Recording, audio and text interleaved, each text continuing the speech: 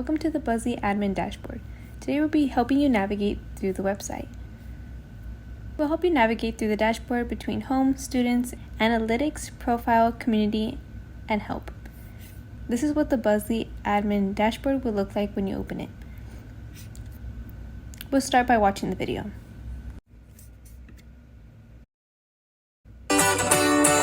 Congratulations on purchasing Buzly. I'm so excited to be helping you connect to your campus. Now that we watched the welcoming video, now we can get started. For the home tab, you will see that there's the recent university posts. This will be able to find all the recent additions to the school side of the Buzly app. You can see here we have health and human services. To create a post, you're going to click on the new post with the plus sign, and you will be able to upload images. To create a post, you will be uploading an image. And for this case, we're going to be selecting the Buzly banner PNG file. We're going to click open. Once you clicked upload, you will see a loading bar on the top of your screen. It may take a minute, and once it's finished, you will see the Buzly image load. Once it's loaded, you're going to click next.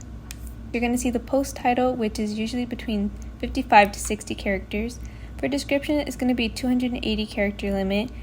For the take action link, you are able to insert a URL link. For what kind of information is this, you're going to select one of the pre-selected categories. We have events, scholarships, financial aid, courses, special guests, job, internships, and announcements. As well, the ability to post directly to Instagram.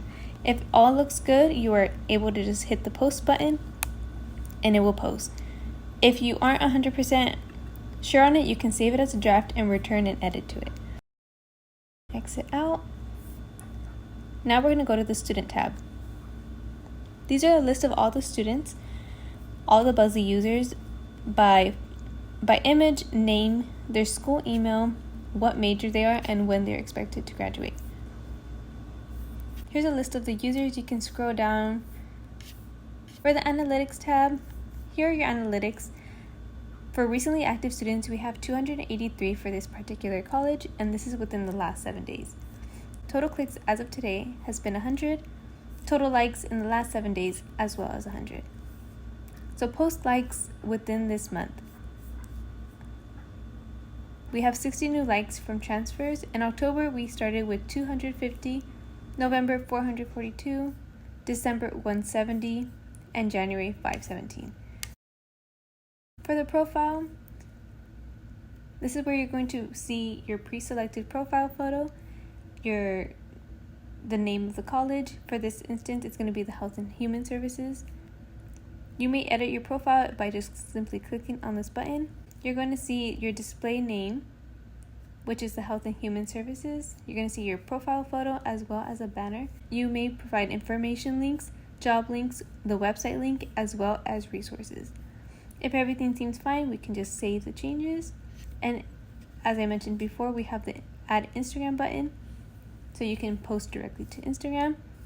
And you will also see your posts. In this case, it's 29 posts. So my recent posts, I have updated Student Success Center hours, Center for Health Practice Policy, and more.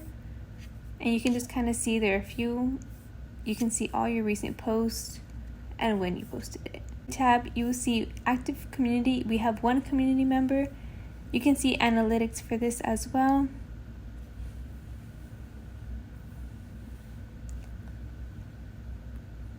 We'll give it a moment. Particular page, it gives you the analytics for. So here for an analytics, you will see your click rate, total center likes breakdown. You will see by which class are interacting with your content. 50% of it is the class of 2023. 40% is the class of 2024, 5% the class of 2025, as well 5% for 2026. With more content, you will see which classes are interacting with your content. Like here, we have the transfer breakdown. And we also have the help tab. So with the help tab, it will take you to the type form for Buzly support. You can send us any concerns or issues you are facing. So we're going to click start just to kind of go through it. So we're just going to put J for the first name.